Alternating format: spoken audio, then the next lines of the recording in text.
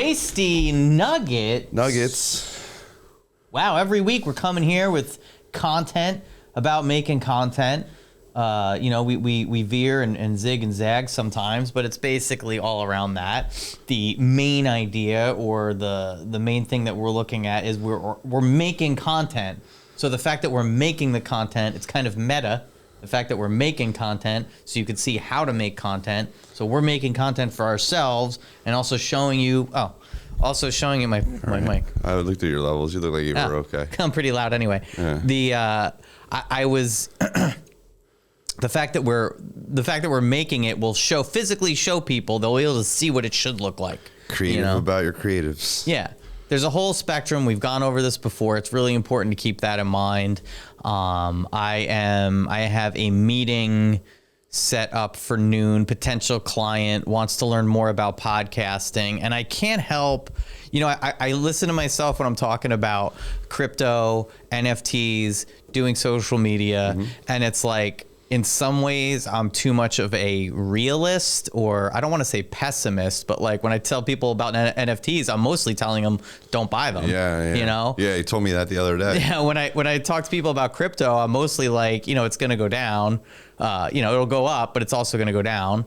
And when it comes to content, what I say is like, I'm like, yeah, make it, but I can't stress enough going to a studio, and this isn't a commercial for Wreck'd Pro, but it is a commercial for Wreck'd Pro because like it's going to look better. And that's part of it too. It's not only the content that you share. It's not only the ability to be a pretty well-rounded orator, to be able to talk without sounding like a complete, doofus, which I try to do from time to time. All these things, it's a whole spectrum of like what comes into play when you're making the content. I always tell people to go look at Gary Vaynerchuk's first video and see how crappy it is and realize where he's gotten to from where he was. So you should always make content. But, if I'm going to have this meeting with this person at noon and I want to help him out, I don't want to discourage him, but, I'm going to tell them that like, you can't. You can, if you have a laptop and you want to use your laptop camera, you can. It's not going to look as good. It's going to look kind of not that great. But you should start so you get comfortable, getting in the water and getting used to it. As far as a microphone, though, I would say you could use that webcam on the laptop, but I would always say use a little mic, use the mic from your phone, use something else. Yeah. Don't use the microphone from the laptop. Audio is everything. Yeah, audio really, there's podcasts that I really like that my friends do that I've listened to, and I'm like, it's all echoey and it's like unclear. And that, we've talked about the internet connection before. But how do you like how do I marry the idea of make content no matter what, but pay attention somewhat to the quality, like how do you balance those two things? I think you have to do what you had alluded to last week of something being you're uncomfortable with, and that's you have to watch your content back to start with, right? And I think that some people struggle with watching themselves and actually don't. I actually prefer to watch over, like I after these shows get edited, like before they go on YouTube, I sit and I watch the whole thing. I know what I said, but I watch the whole thing anyway. I think it's easier to be able to professionally critique what you're actually putting out when you watch it. Yeah. If you're critical of it, and of course you're more critical of yourself, but if there's something that you don't like about it, that may not just be splitting hairs. That may be a red flag to say, if I don't like this and I like me, what is somebody that doesn't know me?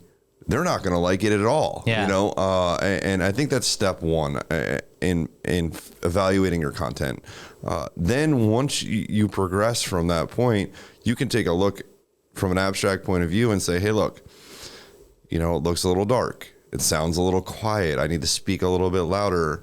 And then you go to make those adaptations and you say, all right, well, I'm going to turn this light on. I'm going to talk a little bit louder this time. And then you go back and you watch it again and it's still not quite right. So then it's like, okay, maybe I need to start changing my equipment here. You know, if I'm gonna do this all the time, I'm gonna take the time to research some equipment. I'm not just gonna go out and buy an SM7B because I see that on the Tasty Nuggets podcast. It's a good mic, right? It is a great mic. It's like the professional grade. It is, and it's a workhorse. It's versatile. It does great vocal stuff. It's got a huge diaphragm inside of it, so it's great for singing. It's omnidirectional, so if there's a lot of extra noise in the room, it's not ideal for that. It's great for instruments. It's great for a lot of different things. But I want one. I'm gonna buy one. They're a little bit expensive. Yeah. But it's okay because they're expensive for a reason. So, you know, I think the marriage also comes with understanding that there's going to be an investment into equipment if you want to be seriously doing this content, you know, this style of content. Yeah. And it's going to be expensive. And I think it goes with the rudimentary basic understanding of you get what you pay for in life. So if you found a mic on Alibaba for $59, it's not going to be the same microphone that's $400 or $500 in the realm of microphones. Like, you ever see those like really famous people perform on stage? Those Sennheiser microphones are thousands of dollars. Yeah, I mean, but to keep it in perspective, like if you do a podcast or you start a podcast, put it out.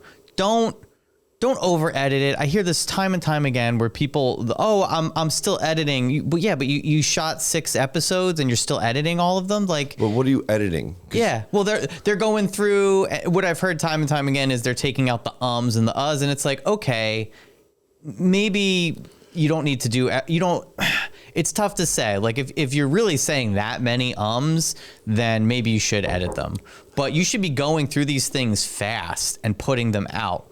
Because if you don't go through the process of recording it and then distributing it and then sharing it, then you're not going to get comfortable enough to evolve to the place where you need to be to get all these things better, you know? Yeah, I think that's accurate 100%. I can like think back to when I first started just doing like entertainment work, and I always wanted to be on the back burner in the sense of I never really wanted to be out in front of the crowd. But like now, myself 21 years later, like, I don't give 2 shits, you know, like you need to be comfortable in being in front of a camera. Yes. It needs to not fit. Like, I could care less that I'm in front of a camera or not. I'm in front of a microphone. You need to be, you know, true to what you think when you're in front of a mic. Be confident in what you're saying. You know, I don't really know where I'm particularly the road I'm trying to go down. I'm not really able to encapsulate in the proper verbiage right now. But like, you know, to tie into what you said, being in front of a camera and doing microphone stuff is nothing. Be comfortable. Yeah. Well, who cares? The fact is there should be like a graph that shows like as you start, you're not going to have anyone really watching or paying attention. No. And the quality of what you do is going to be lower. So that's the perfect time to not have an audience and to have crappy equipment. Because as time goes on, it's as long as you do this stuff regularly, as long as, you know, I've told this to people with writing content on their blogs, on their website for years and years. I've seen it. Exponential growth. It happens. If you're putting it out regularly, it's not going to go down. It's going to go up. So it's the perfect time to suck in the beginning because the equipment might not look good. You might not be perfect at it. Put it out then. Because as you do that, it's going to get better and better, and your growth is going to be there. Your audience is going to grow. So you have to put it out. You can't wait. I'm doing this this training, whatever thing. It was free. I signed up for it with this social media mega monster star, Rachel Peterson, who I found through TikTok. When it comes to social media, it's funny. There's a lot more. They especially with TikTok, it leans younger, it leans female. There's a lot of, you know, that's just how it is. I've learned more from female TikTok social media people than I've learned from anyone else. And this particular person, she's across the board. She makes a ridiculous amount of money doing this stuff. She employs now her husband, her in-laws. Like, it's grown into this big big business. She has meetings with YouTube. They ask her about content and stuff. So she's doing this like whatever mastermind group thing. And hearing her talk about it, first of all, she says that video is, you know, if you don't know, like video is huge and it's big for your business. All these social media, different apps that are out there. It used to be a lot of, for a while, it was peaking on being driven by ad revenue, buying ads, making sure you get out there. Now they're all competing with TikTok, and TikTok's more organic. So then they kind of become more organic. But she was stressing, you know, all the stuff that we're going over that you've said, and I haven't even mentioned any of this to you prior to us shooting, but like, you know, the importance of putting it out there and getting it out there, like, video is becoming more and more.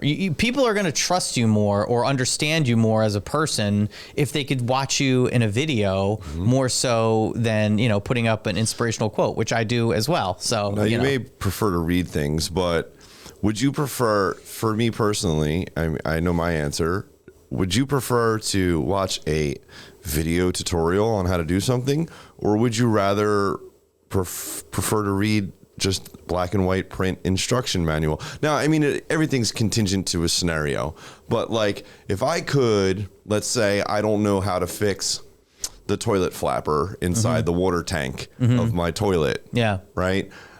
I would much rather watch somebody be like, this is how you change the toilet flapper. I've done that. The chain. I've literally done that exact thing. And versus read it and you're like, they're talking about this rubber doohickey here that attaches to this chain, and you pull this up and then there should be a clip. And the diagram doesn't quite match, and like the text doesn't really read right. Right.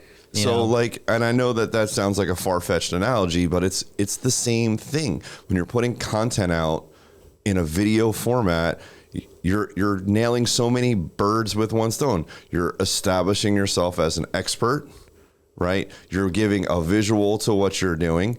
You're allowing people, and I've alluded to this in multiple other podcasts, even the last one we talked about sales, you know, people gravitate to personality. So, I mean, they're going to watch your shit if they like you.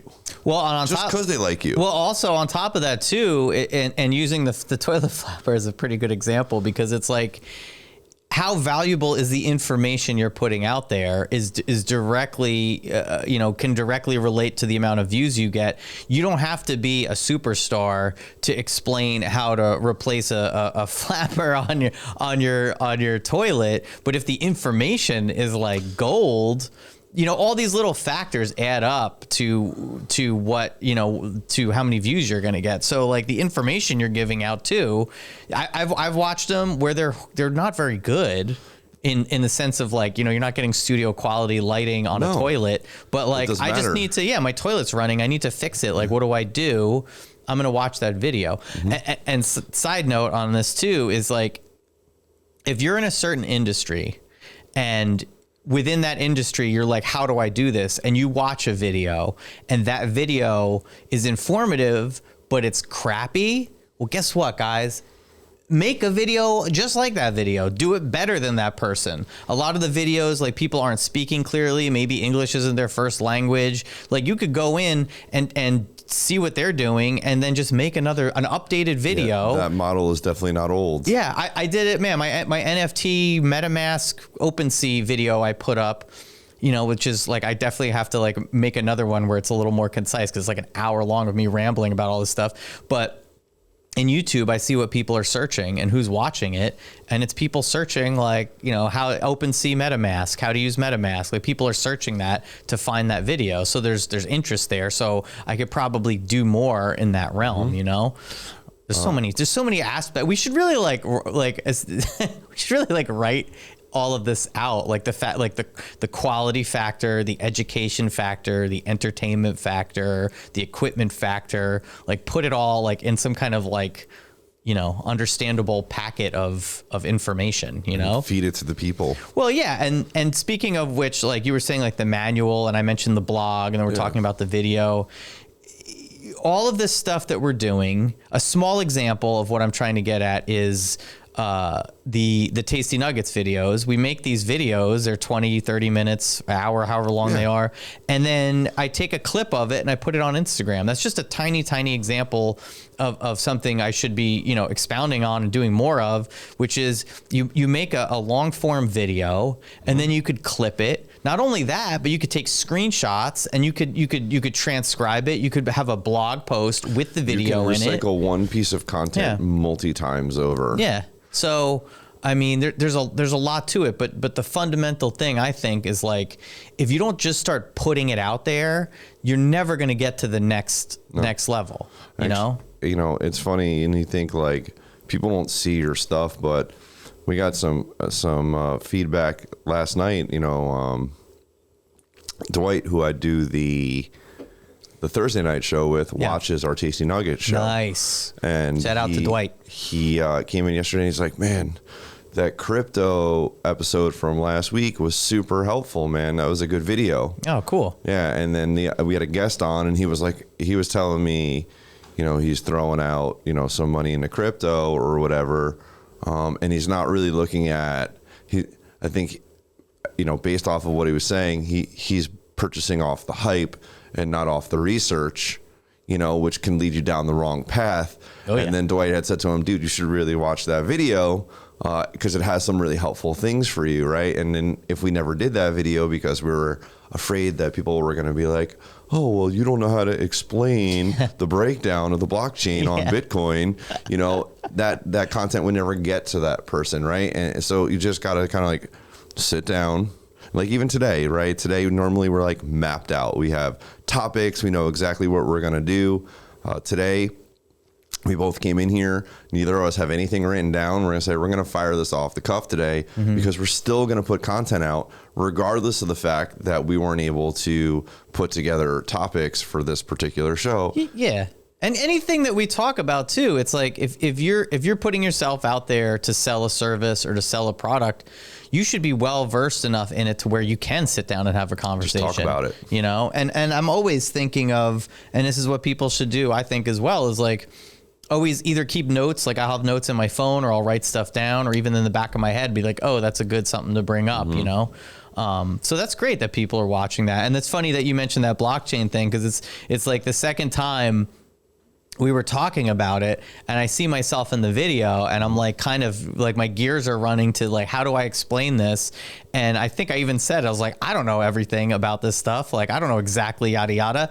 And I think at times, maybe in the past, or maybe other people go through this where they're just like, oh, I sound like an idiot. Like I can't put this out there. And it's like, no, you can sound like an idiot and put it out there because you're being honest. You're being honest. You're putting it out there. You know what you know, and maybe that'll kind of get the ball rolling. You know what I mean? It's relatable too. I think it's relatable. People will be like, "Okay, yeah, like I struggle with that too." Yeah. And it makes it, you know, a little bit more digestible, and then you can expand on it from there. It's so hard too to look back on. It's something that I do with crypto, and it's something I do with content creation, where I look back and be like, oh, I should have done this or I could have done that. I remember years ago, 2008, 2009, I read Gary Vaynerchuk's Crush It, and I was like, I am going to crush it. I'm going to do everything in this book. I'm going to do exactly what he says. And I made one video. It was the review of Crush It. And I didn't crush it. I archived it and I didn't put it out there and I never did it. And it's just like, you know what? If I would have put that out there and it would have sucked, it would have thousands and thousands of views right now. And if I would have done that every week to this point, you know, probably we wouldn't be sitting here right now because I'd be driving around in a Lamborghini or something ridiculous. They're too small. I recommend Ferrari. All right. Well, I would be driving around a Ferrari. You're shorter than me. Yeah, that's true. I could probably fit in the Lamborghini. You can get the Ferrari. But I don't look back at it as a regret. I look back at it as like a learning lesson for me now. Like, you know, starting wherever you are and just starting and doing it, you're going to fail. You're going to get back up. You're going to do it. And if you stick at it and you're passionate about what you're talking about, you know, I think that's a big part of it too, is like you have to know yourself. You have to understand your flaws and be able to laugh at yourself. Like if you do this and you take yourself too seriously, that's going to come across as like a personality flaw, you know? I also, in the same token, not to discourage people, but I also think that there are just some people that aren't meant for podcasting or streaming. I mean, I don't mean to be like, I don't mean to say that in a negative aspect, but like, if you're just going to do it, like you got to figure out your niche, because you got to know why you're doing it. Exactly. Like, don't just come out here and sit at a table and be like, all right, so I'm going to make a podcast today. What am I going to talk about? Like, know something about something.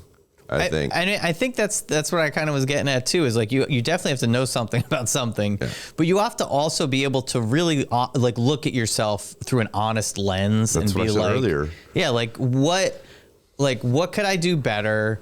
Like, I'm not talking about I'm not talking about like your physical appearance, because that doesn't matter. It really doesn't matter. Nope. Like, I'm not talking about like, even like I said, like English as a second language, maybe you're not speaking as clearly. Like in some instances that does matter. Some instances that it could go either way. But to be able to honestly look at yourself, to know what your quote unquote flaws are, and be able to laugh at yourself and like be honest with people, like all that other stuff really, will kind of fall into place. As long as you could do those things and be like, this is what I'm good at. This is what I'm not good at, and I'm not going to take this too seriously, in the sense of I'm not going to beat myself up over it, or I'm not going to have too much of an ego about it to where I can't see what I'm doing good or what I'm doing bad. Yeah, like, this is fucking awesome, bro. I'm awesome every time. Yeah, I'm so killer. Why isn't anyone? Oh, that's the other thing too. Like, tell me if I'm wrong about this, but like I'm beyond the stage of asking friends and family to like check out what I'm doing. Like, I'm beyond that now. Well, they're the worst anyway. They're the worst. They're going to give you, they're not really good at feedback. Like, the anonymous public is going to be better at giving you feedback. Don't listen to the haters, but the anonymous public is going to be better at giving you feedback, honest feedback, than your family and friends. They don't want to watch you. If they check it out, that's great. But like, take whatever they're saying with a grain of salt, because they deal with you every day on a regular basis. They don't need to watch a video of you. Yeah, family and friends are usually the people like are the first people to like turn away from anything that you're gonna do. So think about it, like if you were doing like multi-level marketing and you're like, I've got this alternate phone service, and you're trying to set yourself up on a multi-level marketing, and the first person to call your mom and be like, Mom, I need you to switch your telephone to this, crazy voice over IP service. I'm going to save you like $10 a month on your phone bill, and you're going to find that your friends and family are first going to be like, nah, I'm probably just going to stick with Verizon. I'm good. Yeah. I always say, stay away from the F word, man. Friends and family. Yeah. In anything. If they like what you're doing, that's great.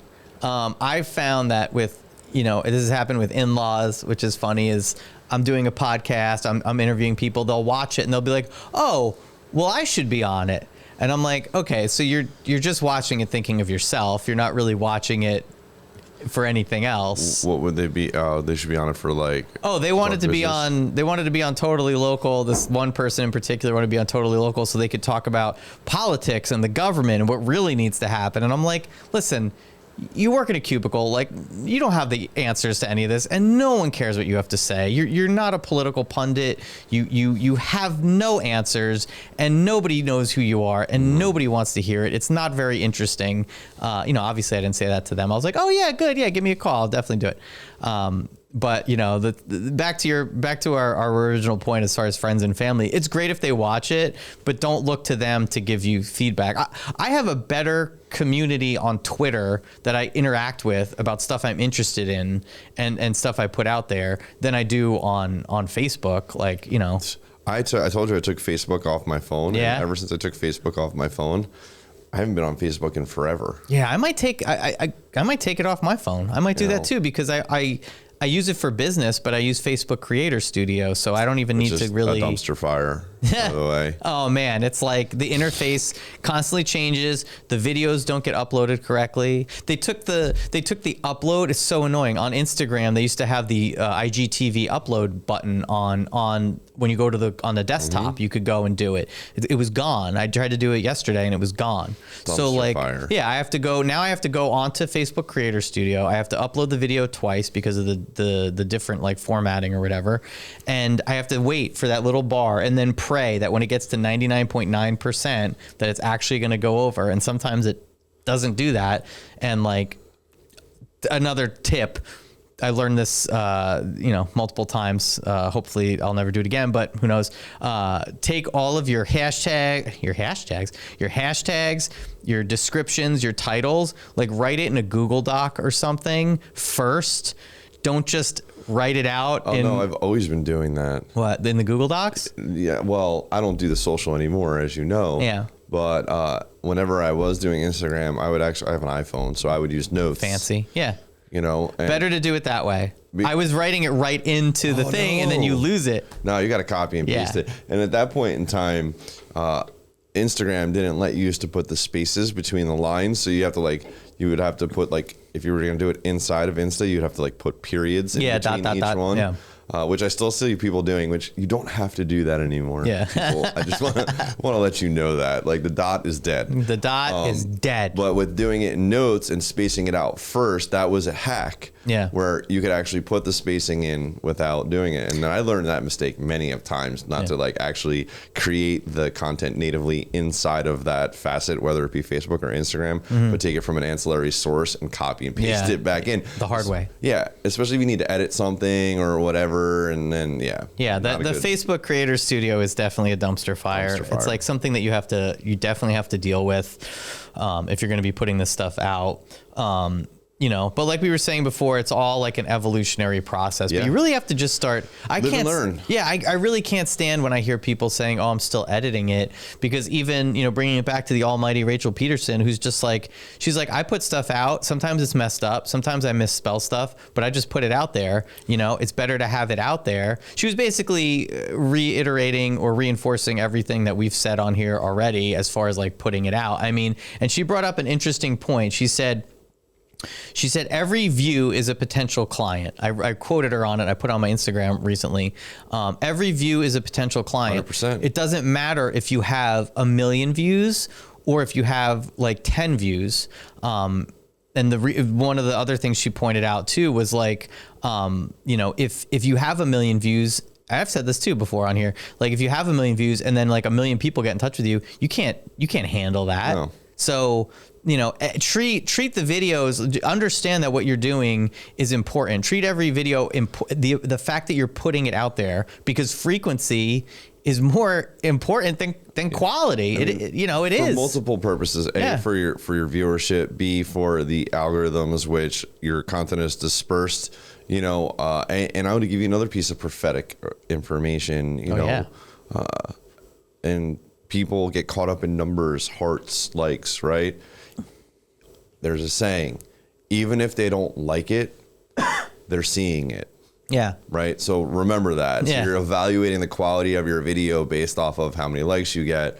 But we've all done it. We've all been on TikTok, Instagram, whatever, seen a picture, a TikTok that is funny, and you laugh. You don't tap the heart. You might just scroll through. But I still saw it. Yeah. So, like people are seeing your content, keep putting it out. The more you put out, the more the base software, whether it's YouTube, Facebook, Instagram, TikTok, they're going to evaluate, they're putting out content. You know what? We're going to natively push out some more content for them and see if people are going to watch it. And then, so like just keep doing it. Yeah. It's not easy to do, but nothing is easy to do. Yeah, unless you're on TikTok and you sing, I'm an island boy. The Island Boys put in a lot of work before they made that video. They've been doing it for a while. They've been on TikTok. People have been making fun of those guys for at least a year that I've seen them before this whole thing happened. So like there's this whole concept, even thinking about the Island Boys, like our friend Joe Ellen, who I've mentioned before, like it takes her a long time to make those videos. She makes crazy yoga TikToks. And people are like, think it's so easy, but this stuff, it takes practice. Yeah. You can't do it better if you're not doing it at all, you know? So I'm in an advantage. I have an editor. Shout out to Will. I've never given him a shout out in any of the other episodes. I know. I was thinking about that last episode. And he watches this whole thing. Shout out to Will. Yeah, Will, you're killing it, man. You know, which is awesome because he comes back and he watches it. And you know, the one with the phone, where the phone, I was on the phone. That's all Will. Awesome. This could be you. Yes. You could be here, and I could be there. So there's that. And I could be there. Like I don't know. Like other people thought it was funny, but I thought it was great. Yeah, like I thought it was funny. Like it was really good. But you know, not to say contrary to what you just said, but also be cognitive of your edits. Like I understand that, you know, I'm in a different position. Obviously my business is to do this. So we have people that specialize in each department, right? And that's great for us.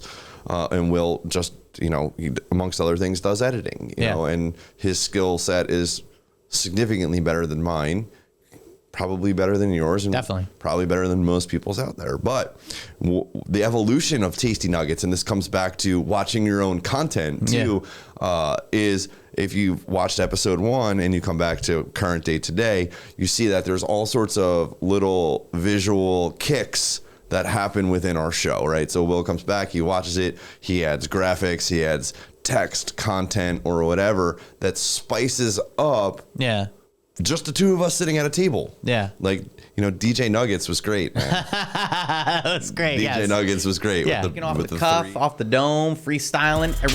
I could do that. With the 3 instead of the E. That was money. That's my new clip on my Instagram. Go follow _ OK7. How many underscores is that? It's 4 underscores. Okay. And I love it more and more every day. But like there's got to be like this. There's got to be some kind of equation we could put together, because yes, editing, quality, all that stuff is important.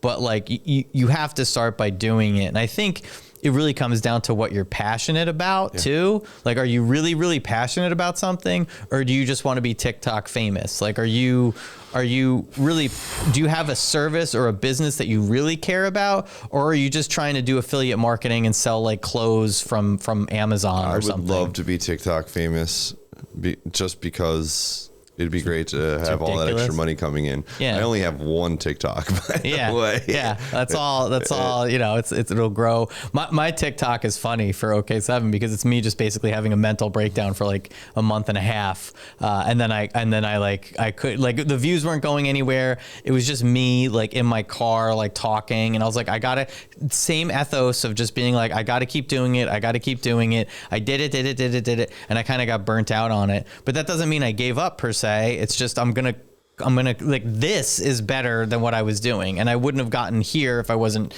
doing that in some way. You know, it's an evolution process for sure. You know, and you just got to keep on keeping on, man. You know, like it's not easy work. And I think that's what a lot of people get discouraged by. You know, it's not easy to put together a viable show. It's not easy to sit down in front of a camera for an hour and talk about things that are engaging. It's not easy to take that content and refine it into edits, into short clips. But if you care about it and you get up, it's not easy to get up early in the morning and sit down at a table and talk about whatever either, you know?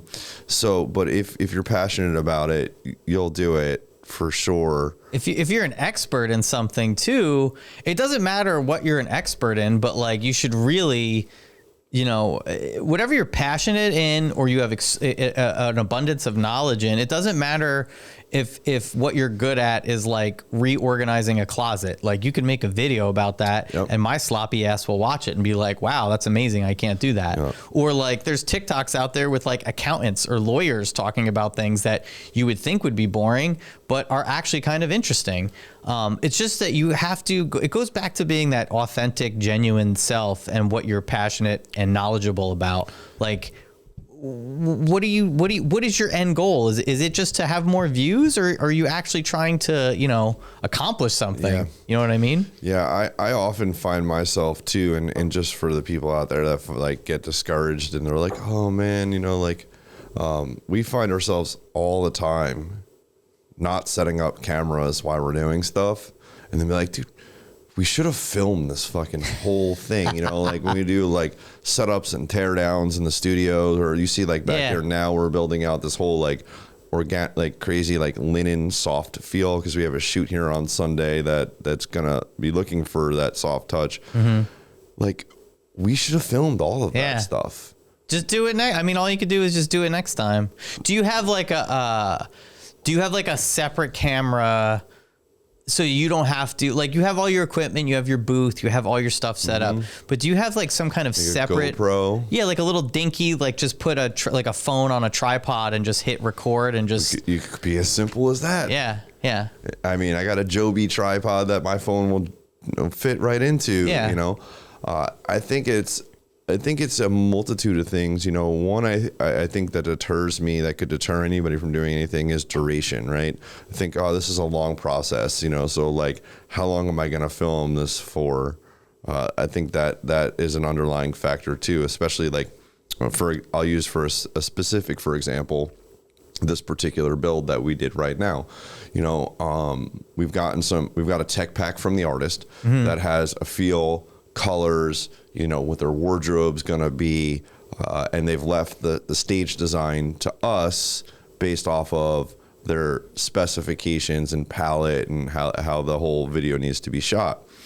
And for us too, especially with like creative stuff, it becomes a trial and error process, right? So we'll put linens up over here, half of it up, then come back, sit here, put our arms across, stare at it and be like, oh, well, what if we pull this way? Or what if we pull this way? Then take it back down, then put it someplace else and be like, nah, I don't like that. We made this like bulb thing in the center, or like, no, so it was like this, it was a 3-day process to get to where it is today. And I think that's discouraging, number one, of how am I going to film all of that stuff? Well, you got that GoPro set up in the center. You could do a time-lapsey GoPro thing, right? Yeah, we use that GoPro. That's for Chris.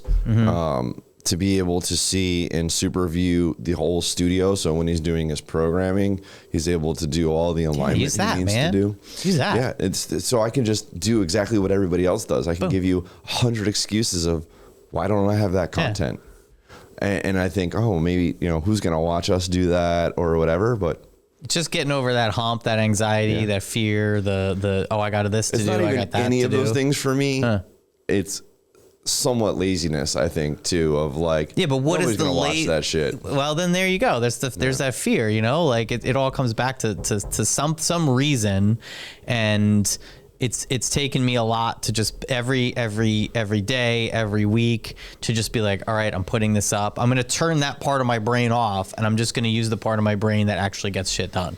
And that's a huge hurdle to get over. I have a really hard time accessing that part of my brain sometimes. It's really difficult. You gotta like really get shit done part. Yeah, you gotta really tap into your subconscious mind. Yeah. All right, that's for next time though. I gotta split. Are you going to ask? I'm gonna say in front of the people. What? If they want to learn how to do a podcast, you're gonna sell a podcast. Yeah. The question is are they doing their podcast from here?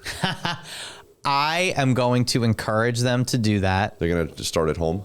I don't know. I'm going to talk to them and see what they're exactly thinking. It might be a bust. It might be like they don't really, they don't really have an idea and somebody recommended me, but I'm going to feel it out and I'm going to business. Huh?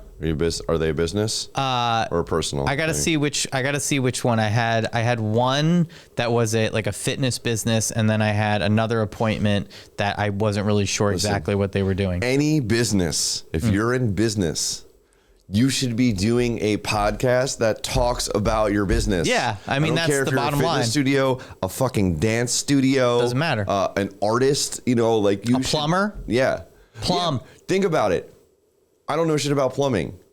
I would watch somebody that does a podcast about plumbing based off of, You know, we got to get into authority, brand authority in your niche. Like we got to get into that at some point in the future. But what I'm going to tell this person, I'm going to get a feel for them because it is a sales call. I'm going to see what they want. Which you suck I'm going at, to get you a said.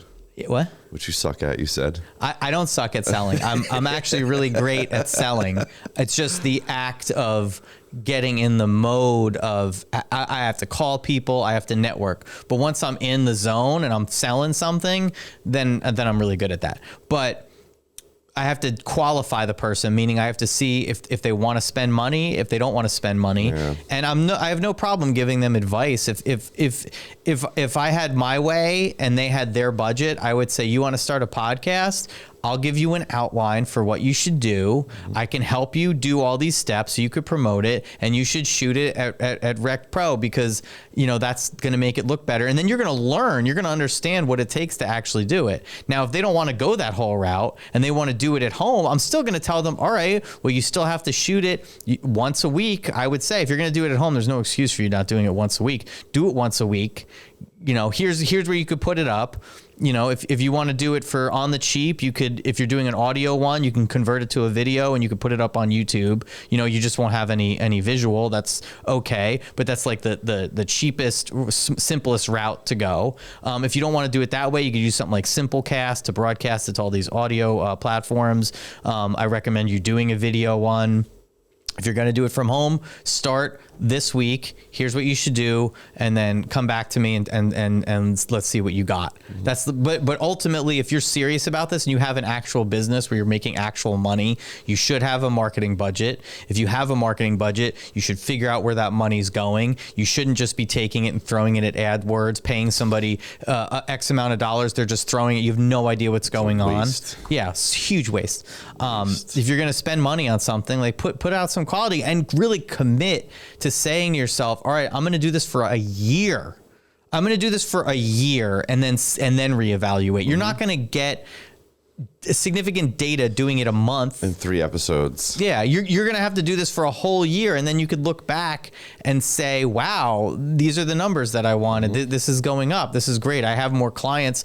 People are going to be able to say, oh, they do this service. Let me go check them out. I'm going to see them on social media. I'm going to see their website. Wow, they look legit at least, and I can see what they know what they're talking about because I hear them talking about it. The audio might be shitty, but at least I can hear them actually explaining things. You know, maybe they should step that part of it up, but at least I could see them talking about it. Honestly, it takes like 6 months to a year to be able to learn just how to podcast. Yeah. You know, by doing, I'm talking about 6 months of doing. Yeah. To like really understand, oh, okay, I see what I should be doing now. Yeah, it takes a year. I tell people 6 months to a year for creating content, like blog content for your website, to see the results you want. Yeah. Honestly, it takes like a year to a year and a half to really see the results you want. But people don't really like hearing that because it sounds so daunting. But I mean, if you're serious about this, that's what it takes. Tasty nuggets. It's not hard to do. See you next week. Yeah, bye. Who knows what we're going to talk about? Who knows? Maybe Stephanie does.